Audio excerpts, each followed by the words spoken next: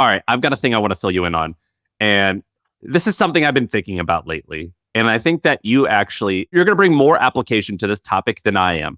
And so it's my theory, but I want to hear how you would apply this idea that I have. All right, hit me.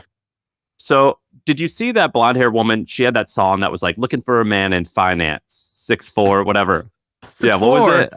What was it? Blasphemy. 6'5", bro. 6'5" is finance, trust fund, 6'5", yeah. Blue eyes or whatever. Dude, have I seen that? Has there been 10 minutes in my house where either me or my daughter is not singing that song? My 4-year-old daughter, by the way, hits very different when your daughter says it. My dad hormones kicked in, and I was like, you ain't looking for, what are you looking for? You're looking for your Barbie, your toys. You're looking for Legos is what you're looking for.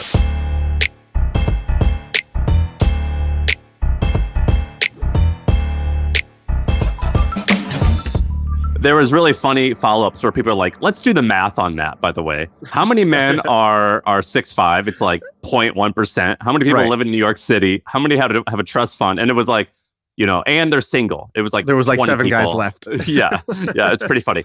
But that got me thinking. And before I tell you exactly what it is, I have to ask you a question. Do you know your mother's or father's cell phone number by heart? I do not. So for the life of me, I couldn't tell you my wife's phone number. I could tell you the area code, but I couldn't tell you her number, which is like a big deal. However, how many commercials from the 90s do you remember? I want my baby back, baby back, baby back. I want my baby back. Yeah, or Hot Pocket. Like, you remember some of these songs? $5.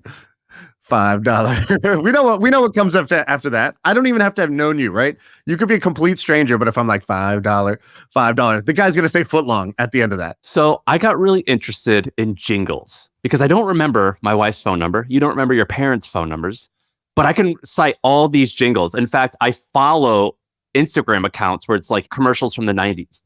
The 90s, because that's when we were kids, for a lot of listeners, that was the heyday of these jingles and commercials. And in my opinion, we need to bring that back. And I want to tell you, I'll give you a short history of jingles. So in the 90s, something like 15% of commercials had jingles. Now it's closer to 1%. So in the 20s, this company called General Mills came out with this thing called Wheaties cereal. And it wasn't that big of a hit early on. And so they were like, let's write a song about it. And we're going to create a commercial on the radio for Wheaties. And it's the first time that there was ever a dedicated commercial for a product. And the Wheaties wasn't really doing that well for the first 3 or 4 years. That song comes out in year 5 or so. It takes off. And now Wheaties is like a huge brand that we all know. And I think that we need to do more of that. In the 90s, it kind of kicked ass because when we were kids, there was like 50 or 60 channels. So there was less channels. And the key to a jingle sticking and like something to remember is you need to hear it tons and tons of times. So when the Wheaties commercial came out, they ended up playing this song something like 300 times a day on a variety of radio stations. And back then, there weren't actually that many radio stations. And so repetition is important. However, once YouTube, Facebook, whatever came about, we have so many different channels. However, when you run Facebook ads, you can increase the repetition, the frequency, I think they call it, right? You can increase frequency. And so you can see, like, am I hitting the same person 20, 30, 50 times? A lot of times with ads, it's just a photo, right? It's usually a photo for like, there's little silly trends. Like for a long time, it was pointing an arrow at something or zoom in on someone's face. There's like little silly trends that you'll see one successful brand do. Everyone copies them. Yeah. One we had was we would write the ad in the Notes app on iPhone, take a screenshot of that. So it looked like someone was sharing a screenshot from Notes, but it was actually just an ad.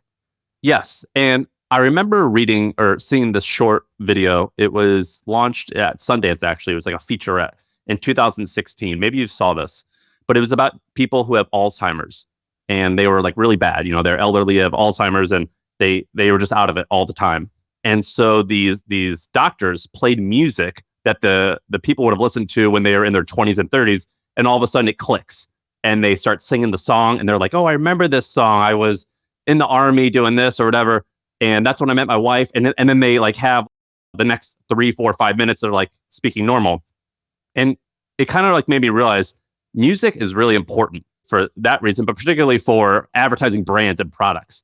And I've been trying to think about what does a jingle have that makes it work? And so I have it down to a few things. And this is a little bit for the modern day jingle, what it needs. The first thing that I think it needs is it needs a little bit of cringiness. I think with ads, we be like, this needs to be cool. Like it needs to be a little bit overly cringe. That's the second thing that you have to have is it has to be incredibly repetitive. For example, do you remember that song? Don't you wanna Fanta, Fanta? Yeah. Don't you wanna you need to say the brand many, many, many times. Like Chiquita Banana. Yeah, so the Chiquita Banana ad is actually interesting. So that ad, it was like a sexy banana dressed up as like a Cuban lady dancer, and she was like singing and dancing, and it was all about when do you know a banana is ready to eat. Right. And so she was singing about like you should peel me back when you see a little bit of brown, like whatever. It was kind of like sexualized and awesome. And that ad would play hundreds of times a day. It was awesome. I love when people sexualize stuff, by the way. My friend Neville had an ad for why you should buy this set of font from him. And he was like, when I whisper Duranda, does it make you weak in the knees? If so, this is for you. And so I love when they do that. And then the last thing you need is a call to action. So do you remember this song where it's like, call JG Wetworth 877 cash now? Do you remember that song? Yeah, you can remember full phone numbers when it comes to a jingle, right? It was you started this by saying can't remember your wife or your mom's number, but we can remember some company's phone number, 1-800 whatever, if they put it in a jingle. And so this whole kind of rant is, I think we need to bring them back. Now, the problem is that I don't exactly have like a consumer brand to do this on. You do, and you work a little bit more consumer stuff. Why can't you do this for Hampton, by the way? I could, and I should. So that was a bullshit excuse. Yeah, thank you. Do you see this working with your stuff in consumer? Well, I would say in theory, I'm all there with you. As in, a jingles work is a non-debatable statement.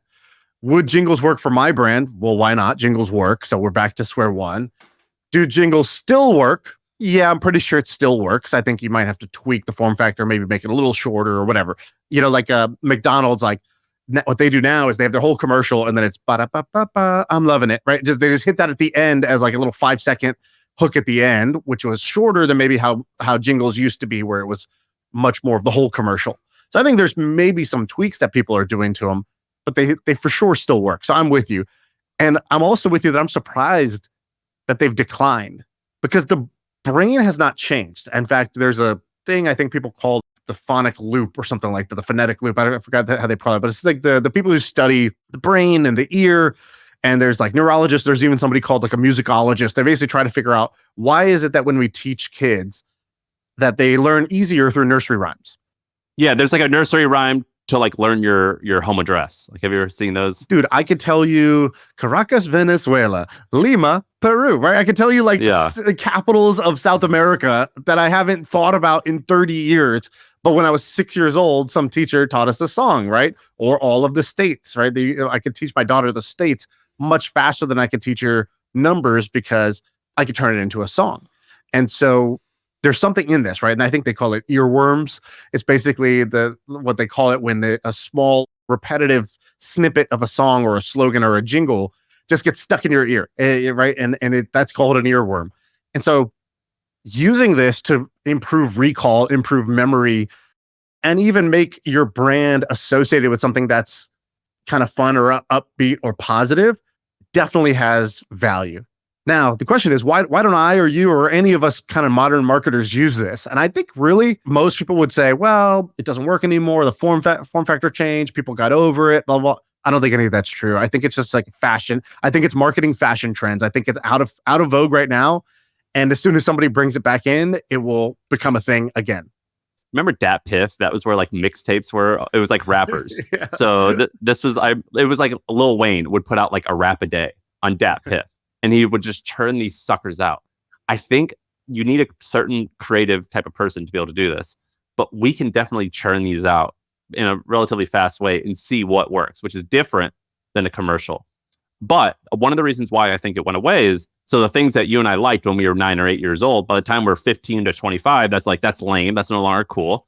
But then we get in our 30s and we're like, oh, I remember that. That was awesome. You know, that was so cool. Like, it's kind of like the feeling that you get when you see a Surge, like a Surge drink, like a soda. You're like, oh, I remember that. That was so awesome. I remember that as a kid. And you get like this nostalgia. And so I think what we can do is look at all of the past things that worked well with the brands that we liked when we were younger. I really think you can replicate them within like the law and actually not copy. And the reason I think that is because the $5 footlong song and McDonald's songs, they're coming back. And so they're reusing a lot of these songs now, because once your customer base is a bit older, you can reuse the same stuff and it becomes cool again because it's nostalgic. I'm subscribed to My First Million on YouTube. There we go. Well, we can workshop that. If you want your ad to be memorable, which we all do, then using one of the most sticky things, which is like a jingle, it compresses several things together, right? A feeling, a positioning, right? $5 footlong, nationwide is on your side, right? Like compresses a position plus a feeling into 4 seconds, 5 seconds, 7 seconds, and in a package that is now easily transmissible, right? You can sing it, you can hum it, you can tell it to another person, as well as sticks with you. So like, of course, that's a good thing if you can do it. All right, guys, really quick. So back when I was running The Hustle, we had this premium newsletter called Trends. The way it worked was we hired a ton of analysts and we created this sort of playbook for researching different companies and ideas and emerging trends to help you make money and build businesses. Well, HubSpot did something kind of cool. So they took this playbook that we developed and we gave to our analysts, and they turned it into an actionable guide and a resource that anyone can download. And it breaks down all the different methods that we use for spotting upcoming trends, for spotting different companies that are going to explode and grow really quickly. So if you want to stay ahead of the game and you want to find cool business ideas or different niches that most people have no idea they exist, this is the ultimate guide. So if you want to check it out, you can see the link down below in the description. Now back to the show. I got something that's kind of interesting, totally different angle, but I think you'll like it. Are you familiar with Polymarket? Is it gambling for crypto? Well, that's one way of looking at it. It's a prediction market, which is yeah. Sort That's of an what I mean. Aole mayonnaise situation with gambling and reframing gambling, but it actually is a way to go bet on a prediction that you believe will happen. So if I go to Polymarket right now, I will see the top bet. $237 million has been bet on who will be the winner of the 2024 presidential race. And right now, Trump is a 61%, Joe Biden 19%, odds. Kamala is 10%, et cetera. And so you could see for any idea you have, there could be a betting market for it. So like, you can go to sports, and right now I think the Euro Soccer Cup is happening right now, and Spain is the top favorite bet with 34%, or you can bet on Wimbledon right now. But you can also bet in like scientific things. Like there's a bet right now, what will be the June 2024 temperature increase? And it's like, more than 1.09, less than 1.09, you can bet on, will this hurricane hit the United States, yes or no? And right now that bet has played out where like you can see that when it started, it only had an 18% chance of yes. Right now it's a 99% chance, which means it's about to hit or almost certainly hit. So that bet is played out or playing out right now. And you could see the top bettors. So there's a guy named Revenge Tour 1984 who's bet $2.3 million this week. If you go to his profile, so he's the top bettor on the platform right now. So he's got 1.66 million in bets placed, basically. His positions that are out there. He's got a P&L where his profit and loss is he's up about $1 million so far on Polymarket. And he's traded $169 million worth of bets. So like right now, for example, he's got a bet out. Will J.D. Vance win the 2024 Republican VP nomination? He bet it when it was at 6 cents. It's currently at 31 cents. He could just sell that position today and bank the profit, even though it hasn't happened yet. So you can win even if your thing doesn't win, as long as the odds go up. So a couple of years ago, I got on Polymarket and I got really addicted to this thing. Every day I was going, and I basically had like a $10,000 slush fund that I was just betting on Polymarket. And I think I ended up making $5 or $6 grand, and then I cashed out because now you can't do it in the United States. They like ruled against it basically. So all of this volume, they're doing about 50 million a month in volume, which is huge. Probably the most popular crypto app right now is Polymarket. And so they've done 400 million this year in betting volume. So they're on pace for almost $1 billion of betting volume this year. What did you bet on? I used to bet on all kinds of things. So I would bet on like tech stuff. So you could bet like, will Tesla stock be above this price on July 31st? It's like easier than buying the stock was just to go and bet, do you think it'll be here? Or will they announce this at this time? I was betting on sports stuff. So I would bet just like a game. There's a game on a Tuesday night and I could just bet here easier than I could bet, at a sports book, because the way this thing worked was you would just sign in with your MetaMask wallet. You didn't have to do KYC. You didn't have to do a bunch of things. Who makes the odds? There's no odds maker. So this is like what's called a automated market maker. So basically the bet gets created, and then it's based on the betting volume. So if more people start betting no, then the odds of no go down because that's a more popular bet. If everybody thinks yes, then buying yes will have less upside for you. Most of these don't work like an order book. There's not a buyer and seller. It's the same way that a lot of the DEXs work or the NFT platforms work, where it's a AMM. A lot of the bets are weird. So will Taylor Swift be pregnant in 2024? Yeah. 30% chance, right? Or something like that?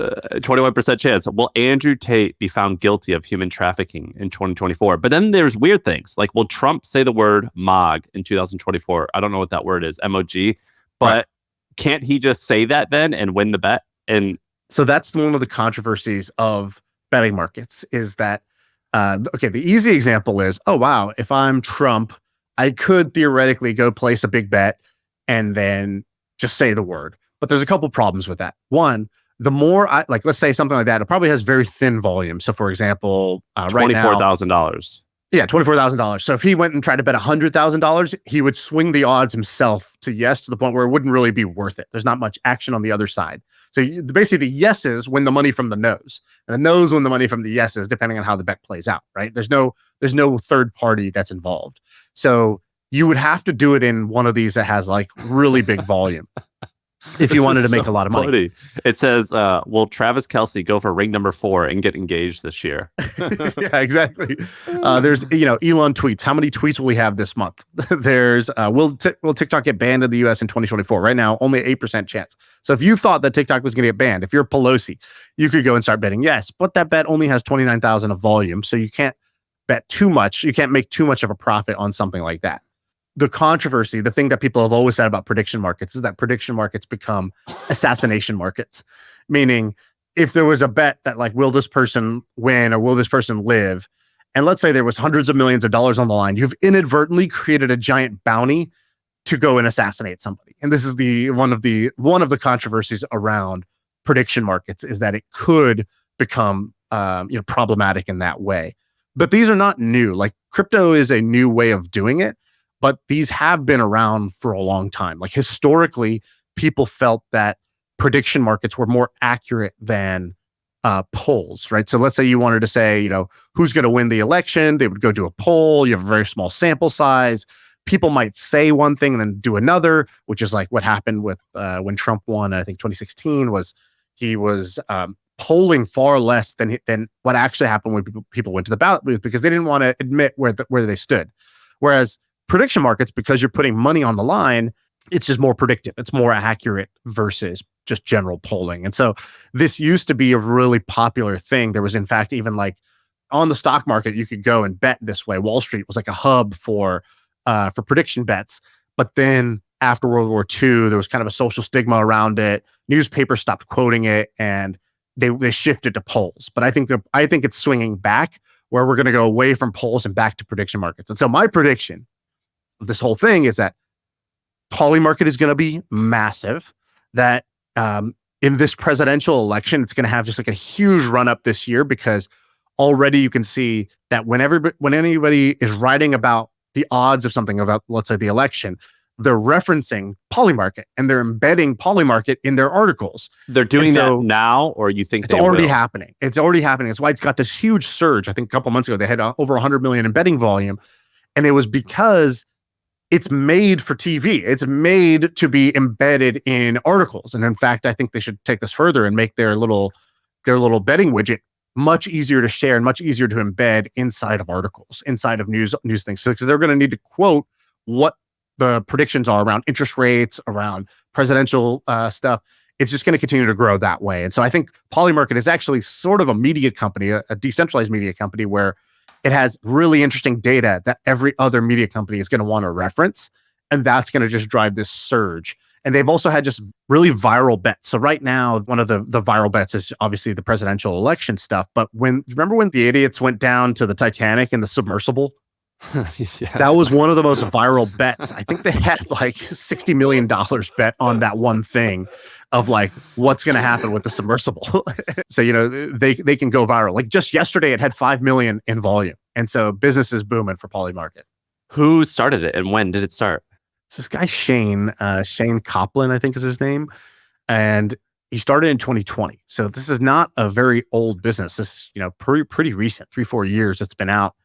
And I think it's like his first thing. His LinkedIn, when I was on it earlier, was like, he was an intern at Rap Genius. He was an intern at some other place. And then he created Polymarket. And he's been doing that for 4 years now. Did they raise money? Yeah, they just raised a big round. So it was pretty under the radar and actually sort of, seemed sort of sketchy before. Like when I was betting on it, people I remember were telling me like, what are you doing, dude? You put real money onto this thing? And I was like, yeah, it's awesome. And they're like, who runs this? Is this legal? And I was like, I don't really know. I'm not sure. It looked like a very thin app at the time, but they just raised $75 million from Founders Fund and Joe Gebbia and Vitalik and a whole bunch of other heavy hitters. And so it's obviously become a lot more legitimized. I hate talking about gambling because I'm like, I don't want to sound like my farts don't smell type of guy or what, like I'm better, but I am because I hate gambling. Like I don't like gambling and I don't particularly love products that make it more popular, which is weird because I have vices. Like I love nicotine and shit like that. So I would be bummed if no one made that stuff, but I feel weird making this more popular. You know what I mean? I understand. I don't know. Obviously, I enjoy betting. I've bet on many things. I have a bit of a betting problem, I would say, is the honest way of explaining it. It's like porn. We consume it, but we're like, that's disgusting that you would do this for a living. That's disgusting. Zip.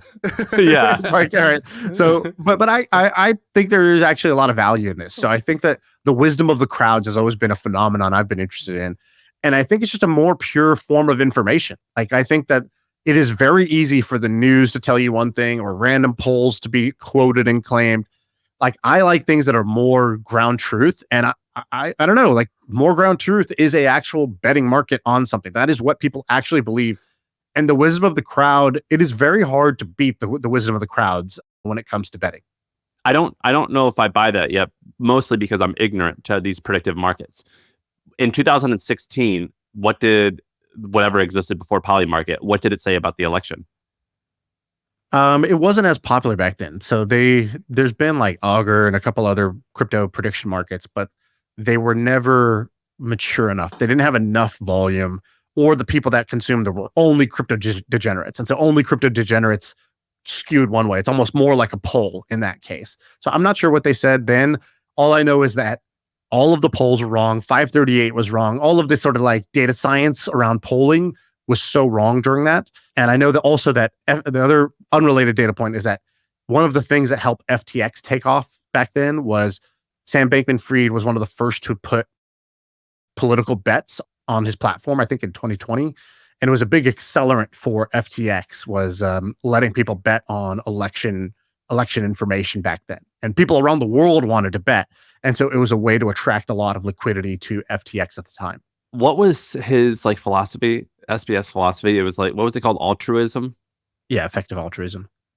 But doesn't him having betting on his website go against that? No, not at all.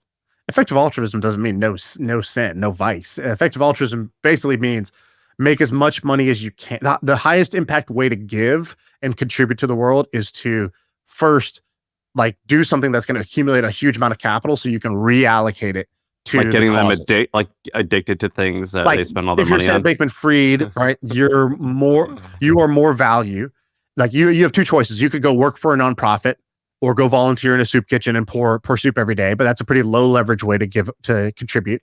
Versus if you become a billionaire and you give away $1 billion, you have done more good that way. And so effective altruism is basically working for the purpose of accumulating as much capital to give away as possible. Now, in his case, he turned out to be, a liar and a fraud on many accounts, right? So it's not, I think he sort of tanked the brand of effective altruism, which probably is a little unfair. He also tanked the brand of crypto, which is a little unfair. People are like, oh, crypto is a scam. It's like, no, this dude scammed crypto. He lied to the crypto community. Basically, he was taking money and not, somebody would go try to buy Bitcoin on his platform. And instead of buying Bitcoin, he would just tell them he bought Bitcoin, take the money and do something else with it altogether. He was deceitful is very different than saying crypto is deceitful.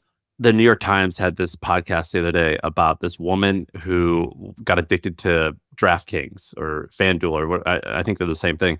And what she told this story about how she was like a $150,000 a year earner, and she got addicted to it. And one of the reasons why she got addicted to it was, A, she just is an addict, whatever. But B, they assigned an account manager to you, just like you do when you want to upsell software. And they're like, hey, I see you're spending on this. We've got this new game called this, this, and this. I'm willing to give you like a $500 credit in order to get your, you can wet your whistle a little bit and try this out.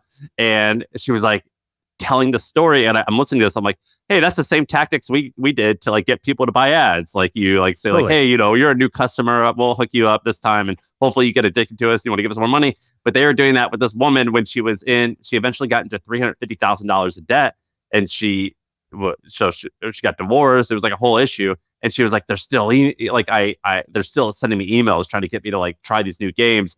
And I want to try them so bad. Like they sound so awesome. Oh, God. And so it kind of, this whole online gambling thing kind of left a bad taste in my mouth, particularly because now you watch UFC is the only by sports. the way, same thing happens in like, bunch of different fields, but also just the entire mobile gaming market. Things that look very harmless, Candy Crush. All the mobile gaming companies work the same way. They're all hunting for whales. The whole business is you go try to acquire 100,000 users, and you're looking for the few users that are going to spend $100,000 inside your app. And, are people doing that with games where they spend $100,000? Of course, yeah. Candy Crush and the entire like casual mobile gaming thing that looks like these silly, innocuous, free to play games. They're based on there's women in the Midwest who are going to dump tens of thousands of dollars into each game that they get hooked on. And those are what they work for. They work for whales. They're trying to find whales. Whales are obviously the most profitable customer. And in that, you can't even win anything, right? It's not even like gambling where there's no money to be made in it. It's just money to be spent. You had friends in the gaming industry, or at least you knew them better than my friends who work in the gaming industry. How many times did they say they had a customer that would spend $50,000 or $100,000 on a game? What do you mean how many times? That's like, that's I guess how big is the scale of people willing to spend that much? It's very large, dude. This is how they make these games make like $1 billion in revenue, right? So I thought it was like everyone buying like a $20 a month thing. No. It's most players spend nothing, right? Vast majority of players will spend nothing. Then there's a segment of people that are going to spend a small amount, and there's a very small segment of people that are going to spend a huge amount. And the total thing blends together where you're like, oh, our ARPU, our average revenue per customer is $7 or $10, but it's not. Every customer spends $7 to $10. It's that most spend $0. A few will spend $23 on average, and then a few will spend $23,000. Right? That's more of how it looks when you look at the distribution of these things. That's insane. Ben used to work at FanDuel, and he was like, "Yeah, dude, part of the program I had, I think he was like employee 30 or 40 at FanDuel.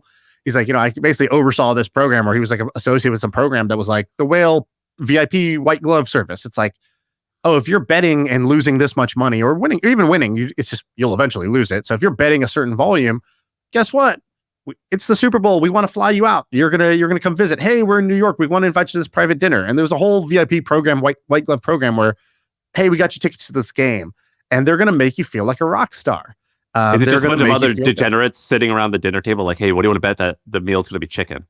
Yeah, and these are willing participants. These are adults. Now, I would say obviously, some people ruin themselves. They get addicted to gambling, just like people get addicted to everything, social media and drugs and vape. And, there's a ton of things that people get addicted to, and it's not good for them.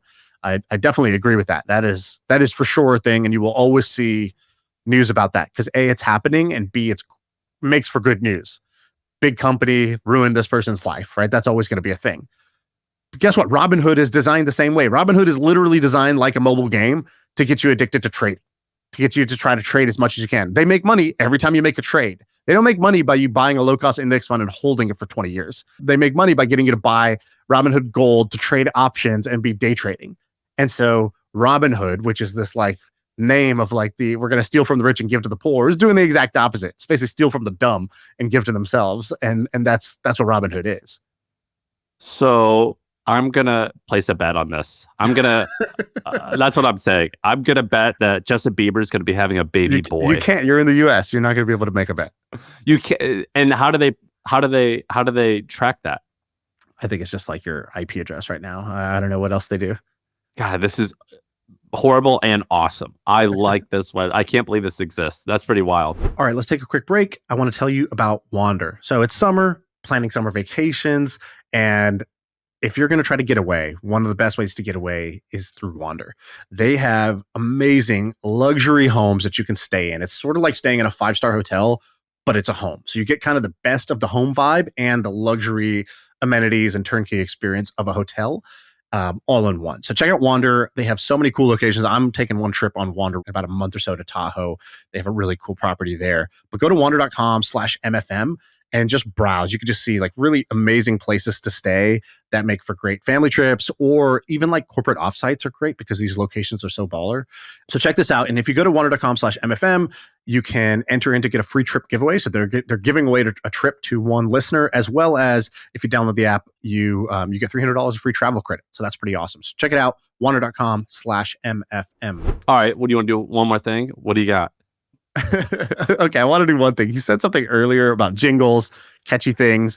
And I was sitting in a meeting, and there was somebody who was prolific. Like if Kendrick Lamar wore a suit and sold B2B software, that was this guy. This guy had lyrics. He was lyrical with his corporate slang. And it got me thinking about epic corporate slang and some of my favorite greatest hits of corporate slang. And I just started thinking, we need some more. And so I wanted to play a little game with you. So I'd like to play a game. I texted you this. I said, I want you to think of this. Think of corporate slang that doesn't exist, but it should, because we're innovators here on the podcast. And I want to come up with some slang. I think it would be a fun claim to fame if we could just make something stick with corporate slang. So I say we go back and forth like a rap battle with, this is corporate slang that doesn't exist, but it should.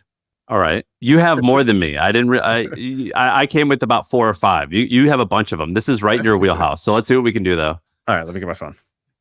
All right. So the first one is going to be, this is the first one. One man's Thanksgiving is another man's Thursday. And this is for any situation where you are, when somebody's really excited about something that to you is just normal or even lame.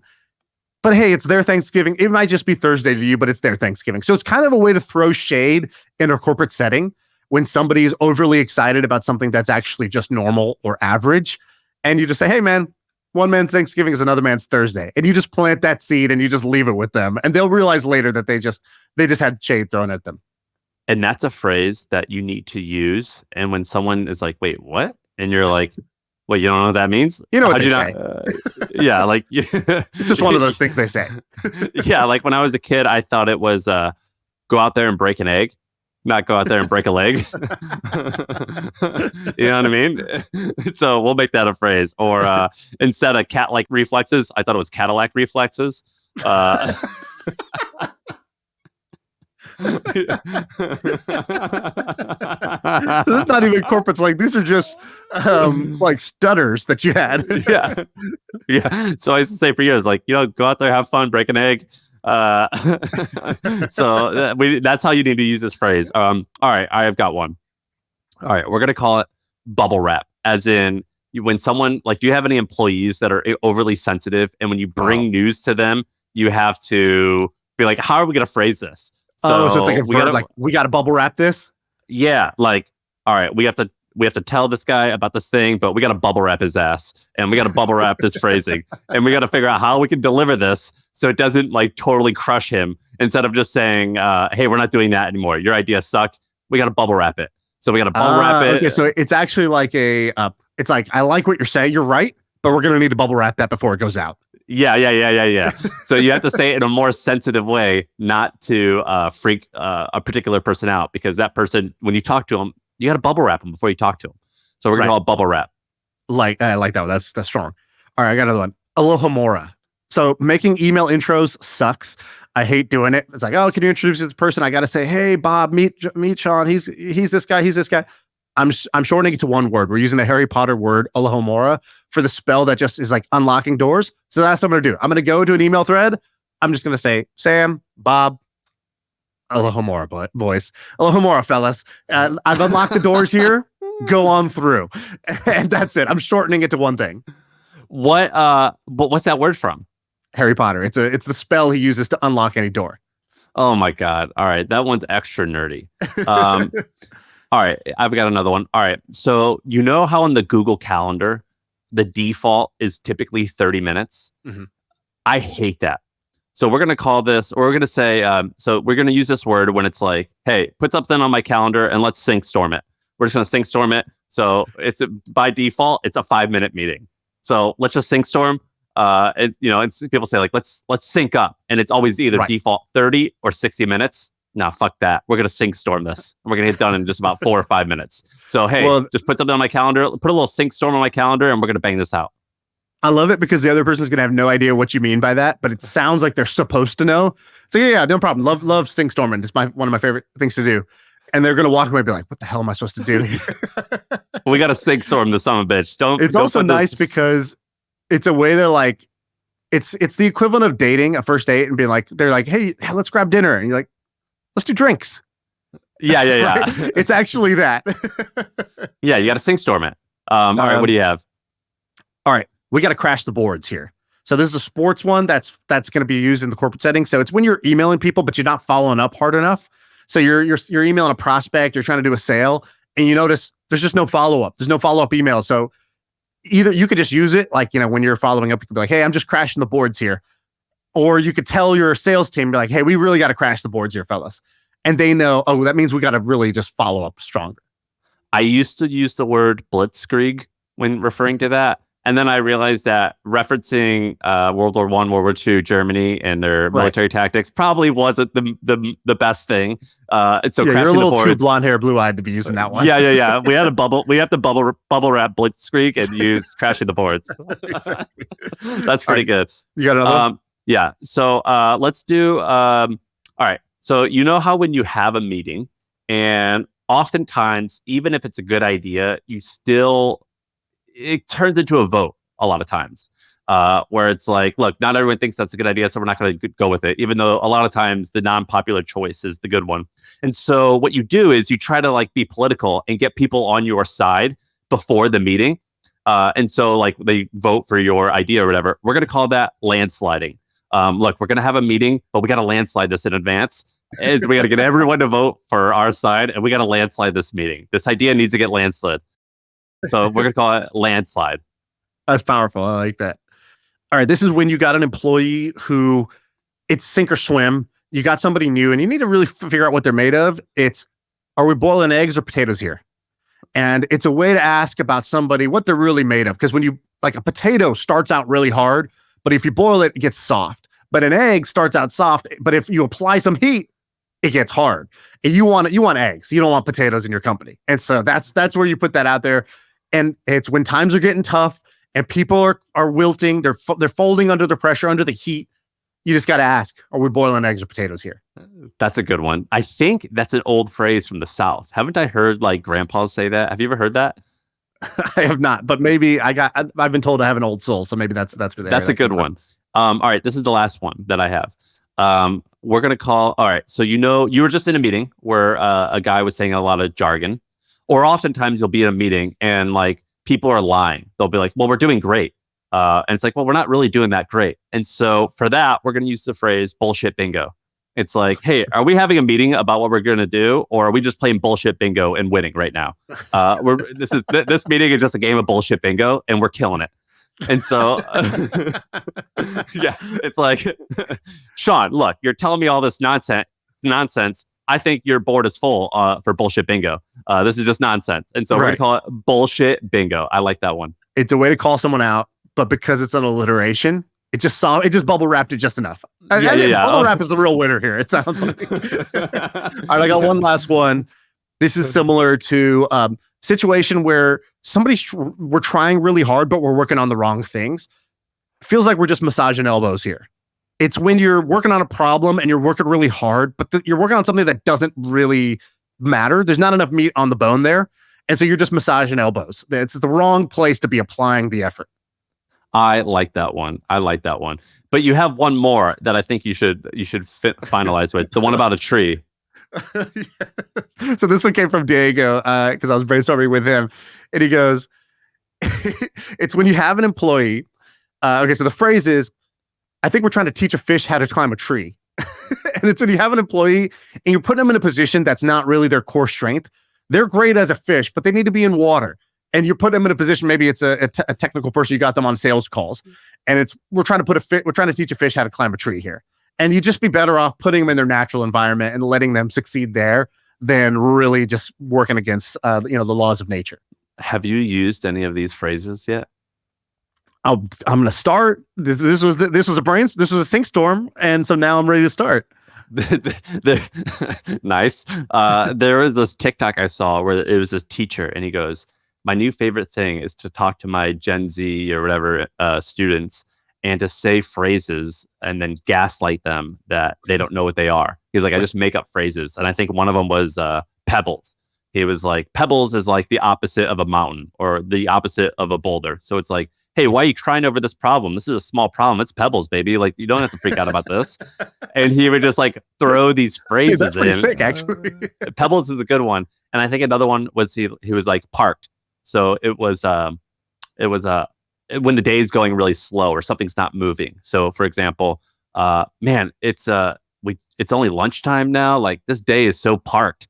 And like, it's going so slow. And so he would use in this TikTok, he's like, "I use these phrases and they look at me and they're like, 'What does that mean?' And I'm like, 'You don't know what that means? Like, nerd?'" And that's what we have to do with bubble wrapped or teaching a fish how to climb a tree. We're like, how do you not know what that means? We have to act like it's normal. And so when we have had potential, first of all, parked and pebbles, I think are elite. I don't know. I think bubble wrap is pretty elite, to be honest. But in the YouTube comments, let us know which one you're going to actually adopt. Which one was ready to go. We have to have some like buttoned up billionaire guest or something on and just like, we just start using them. We're just start using them. And we'll use them so many times. And just like, for example, do you remember that movie Super Troopers where they're cops and they're like, "Hey, you want to play the meow game?" And so instead of saying now, they use the like, "Give me your license, right? Meow." And they're like, "Let's see if we can play. Let's see who can say how meow many the we most." Can put in here. Yeah. That's what we have to do with our next guest. Is like, so like, Dharmesh, were you able to give it to him blunt, or did you have to bubble wrap it? You know what I mean? And just see, do they react or do they try to roll with it? Yeah. Are we gonna wrap up here? Is that it? Are we gonna? Was this podcast a sink storm? Yeah, I think we gotta end it there. All right, that's the pod. Dude, I got a shoehorn. You ever used a shoehorn? Is that to put your shoes on? I bought like not just a shoehorn, I bought like the most intense, like just for scale. This thing's bigger than my torso. So good. So critical. Such an amazing I've never done one thing in my career as important as inventing the shoehorn. That's my new goal. I thought you were like a Crocs type of guy though. What type of shoes? What type of shoes are you wearing? When I try to put shoes on, then it seems so difficult because I've just been in flip-flops all day, right? Have you been following Dye Workwear on Twitter? I do watch him. Why? What did he say about shoes? He just is inspiring me to dress better. Like, his content is so interesting, and I think he's inspiring a lot of people to dress better. He's just awesome. Is that why you have this green t-shirt from Hanes? No. It's a little bit challenging when we do the pod, but because you can only see like nips up. So well, we need our own Twitter account, Fashion for Podcasters. I know. Best 12 garments you can buy, nips up. Yeah, it just nips up. It's hard to like kind of be flamboyant like some of his stuff.